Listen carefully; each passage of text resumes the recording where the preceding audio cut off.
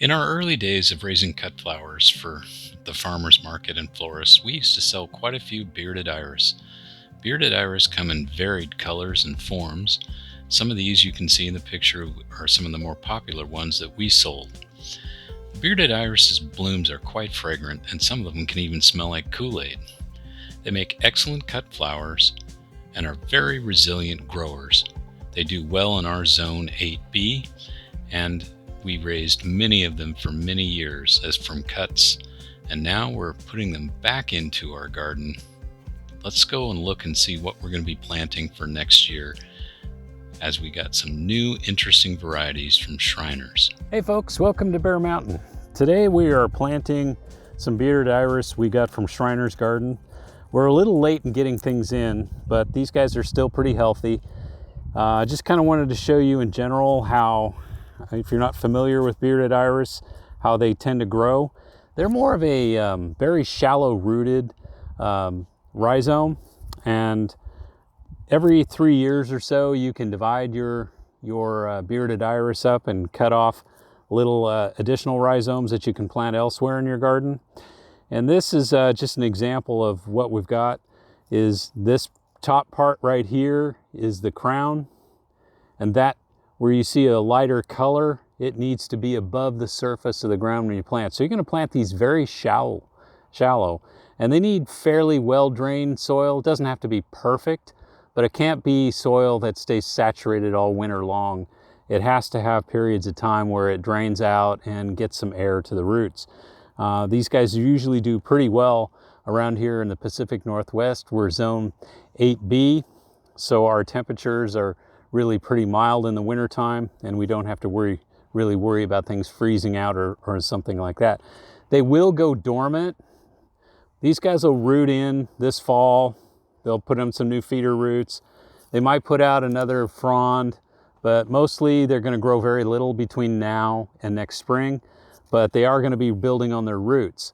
So what we're going to do is plant these guys. We got, how many did we get 13. this time? 13.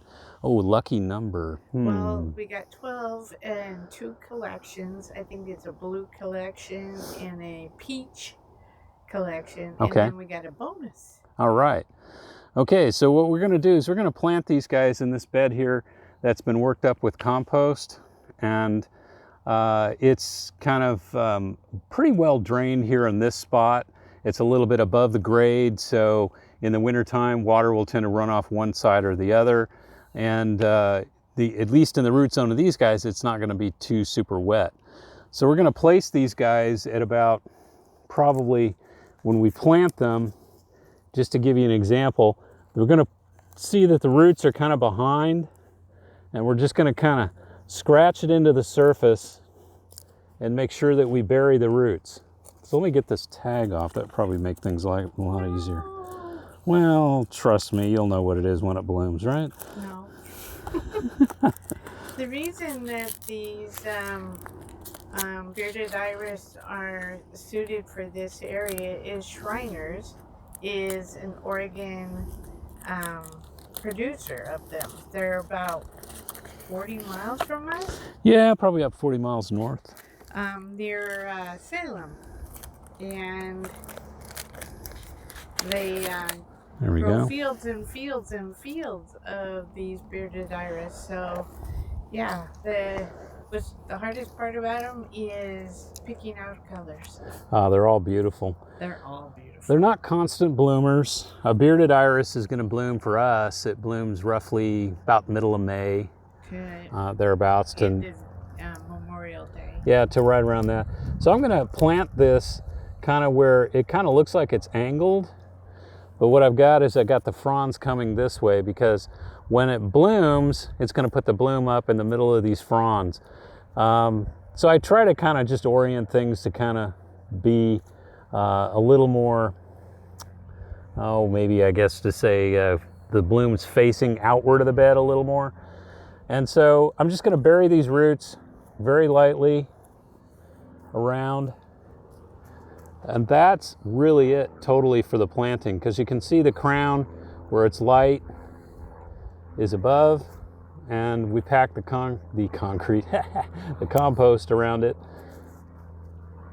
Get rid of that rock, don't need that. And that's about it. So now what they grow horizontally.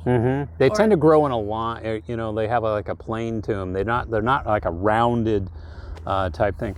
But as these guys grow, they're going to put out different new growth for the next year. So they're going to go after this main one, and they're going to put one off this way, and they'll put one off this way, typically. And maybe they might even put a little bit in the front. So the idea is, if you think about it from this standpoint, it's going to go this way.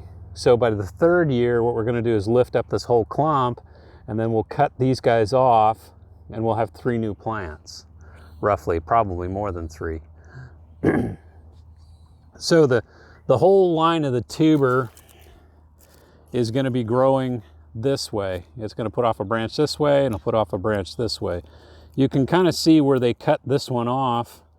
There's additional tuber that was started here, but they just took it and cut it off the old mother tuber, and there you go. Mother tuber. That sounds terrible. Does, doesn't it?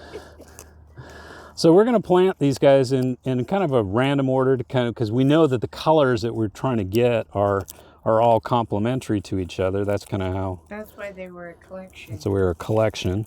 So it's not going to matter whether I put one in front of the other. They're pretty much all growing to the same height.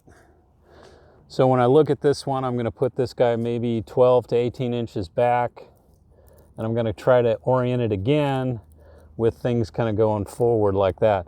I'm just going to set these guys in place at this point and then come back and bury them. Okay, so we got them all in. Notice how I say okay? All right. Anyway, we have them all planted in, and we've got them mostly oriented towards the facing into the garden, so that when they bloom, we'll get kind of a nice mixture facing inwards. But more importantly, I want the growth to kind of go out this way. These guys are spaced about 18 inches apart roughly, and so it should be giving us a good 2, maybe 3 seasons before we have to divide them.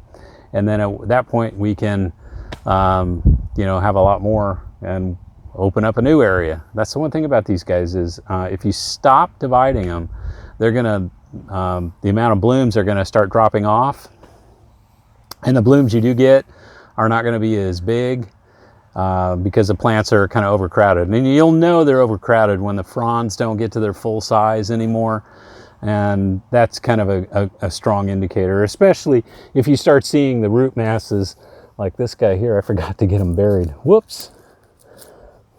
Got to get the roots underneath the compost. There we go. The nice thing about planting these things in an opened up area is that, oh gee, I just pulled it totally out of the ground. No professionals here. There we go. Now we got it. And facing forward. Perfect. The nice thing about these guys is that they are easy to plant. They're pretty fast, actually. And dividing them, you can use just a regular knife on them to cut them, or Felco clippers or something of that nature. Tend not to save the mother. You know, when you cut off the new growth, when you divide these guys, you're going to notice that there's a big tuber and then these smaller tubers, and these guys are going to be what's at the end. Rhizome. Yeah, rhizome. Use the right term. These guys are going to be at what's at the end, and that's what you're going to want to save. So that older tuber tends to be just discarded and composted. And that's it. They're really pretty low maintenance. The biggest problem you're going to have is probably slugs. And from a disease standpoint, they do tend to get, I don't know if the right term is botrytis, but they tend to get fungal infections, particularly around areas where maybe there was slug damage to a leaf. We have noticed that there can be some thrip damage to them, but mostly it seems the biggest problem for us is slugs. So we'll try to keep the area around it as clean as possible, not to give slugs too many opportunities to hide. But when they start growing in the spring, it might be a good idea, if you got some slug bait or you have a strategy for dealing with slugs, to kind of really keep an eye on it. They don't need much fertilization either. I actually never fertilize them other than just give them a good compost dusting once a year. Any thoughts? How about companion plants? You know, I haven't really dug into that, but I'm sure there are some. Alliums. Oh, okay, like some spring bulbs. Yeah, kind of in that same vein of things that come up together. So we have alliums coming. Oh, okay. So we could put some in there and get them started. Okay, anything else like maybe crocuses or something? That's pretty early. Probably. That's pretty early though. Yeah, I'm just... You kind of don't want to crowd them too much. No. But maybe like little drifts of... Yep. Yeah, gotcha. So... Okay. Yeah, I was just...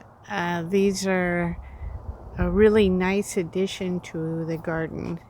And they got a great fragrance too. A lot of them. Some of them have an actual fragrance. We used to have one that smelled like root beer, and another one that was...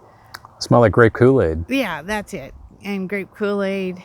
And some of them are rebloomers. They will bloom in the early spring, and then they'll give you another show in, I want to say, August-ish or September. That's what I would have thought right about now, yeah. Yeah.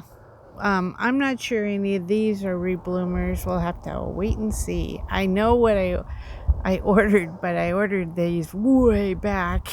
So you're thinking maybe the bonus one? It might be. So we'll just have to wait and see next year and go, whoa, I got a rebloomer. So okay, fun. Well, this is just one more kind of early fall, late summer task that we're taking care of. So we thought we'd just share it with you, some tips about growing them. I think the biggest thing is just having your soil pretty well drained. Yep. Don't let them sit wet feet. They won't do well. They'll get diseased and they won't thrive. Right. So thanks for joining us. Yep. And as always, stay safe out there, and we'll catch you on the next video. Bye-bye. Bye-bye.